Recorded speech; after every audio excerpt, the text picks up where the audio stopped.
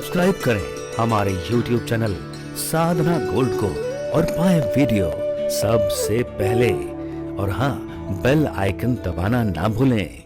महाराज उत्तानपाद के दो पत्नियां थी, एक का नाम सुनीति, एक का नाम सुरुचि।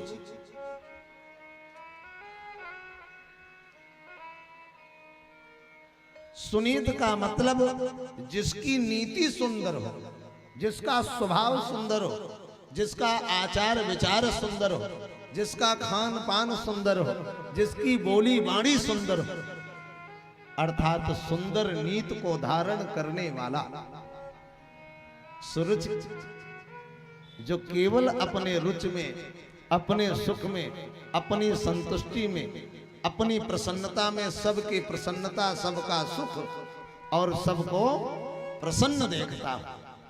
कहा है ना कि आपन काम बनता भाड़ में जाए। मैं नहीं कह रहा हूं, आप सब कह रहे हैं। अपने काम से काम, अपना काम हो गया, समझ लो संसार का काम हो गया।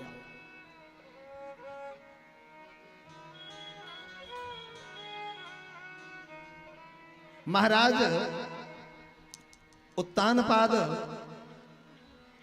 दूसरा विवाह नहीं करना चाहते थे, लेकिन जब सुनीत के कोई संतान नहीं हो रही थी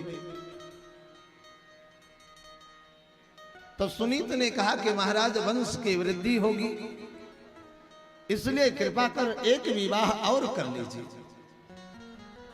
कहा देवी, विवाह करने में दिक्कत नहीं है, लेकिन कैसा परिवार होगा, कैसा रहन सहन होगा, कैसे आचार विचार होगा, कैसी बोली बाणी होगी उसकी, कहीं ऐसा ना हो कि आपको हे दृष्टि से देखे, इसलिए उचित नहीं होगा कि हम विवाह करें।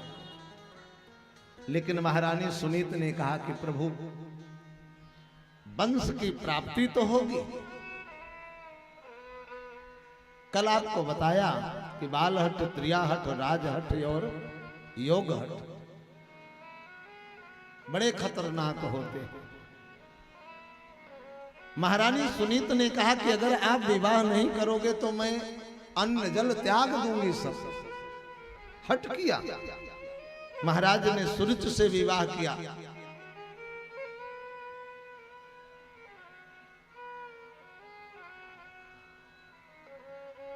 महारानी सुरुचि ने कहा कि महाराज विवाह करूंगी, हमारी कुछ शर्त हैं। बोले क्या शर्त? सुरुचि ने कहा कि मेरा ही पुत्र राजा बनेगा, हमारी सवत का पुत्र राजा नहीं बनेगा। पुत्र जो मेरे गर्भ से, चाहे छोटा हो बड़ा हो, मुझसे कोई लेना देना। उसके बाद कहा अगर यह आपको मान्य हो तब हम आपके साथ पाणी ग्रहण संस्कार करने को तैयार हैं। महाराज उत्तानपाद ने मना कर दिया कि ऐसी कोई शर्त हम नहीं मानेंगे। सुनीत ने कहा कि महाराज हमारे संतान होना नहीं है और इसके ही द्वारा होगा, इसका पुत्र ही राजा बनेगा, ये तो आप भी जानते हैं। तो ऐसा क्यों ना करो कि इस शर्त को मान लो। कहा देवी, आप नहीं जानते, समय कब कहां करवट ले ले कुछ नहीं पता। कहा लेकिन प्रभु आप मेरी बात को मान लीजिए। महाराज उत्तानपाद स्वीकार करते हैं और राजमहल से निकल करके सुनीति एक पर्णकुटी बनाकर एक बगीचे में, सुंदर बगीचा था, उसमें एक कुटिया बना करके रहती थी। खाने भर के लिए आहार व्यवहार की जरूरत होती है, सो राजमहल से जाता था। सुनीत केवल उतने धन वैभव की आवश्यकता मानती थी जिससे कि क्षुधा तृप्ति हो जाए, जिससे भूख मिट जाए। हम कहते नहीं है कि साईं इतना दीजिए जामे कुटुंब समाए, और मैं भी भूखा न रहूं साधु न भूखा जाए।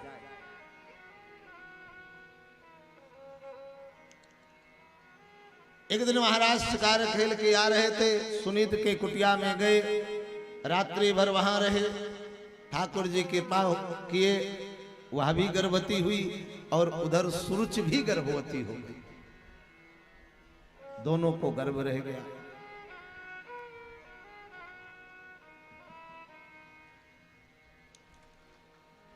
इधर तो लोग राजमहल से जैसे सुरुच निकले तो लोग छत्र लेकर के साथ साथ दौड़े, लेकिन भगवान का परम भागवत पल रहा था सुनीत के गर्भ में, तो भगवान अपने गरुण के द्वारा छाया करते थे।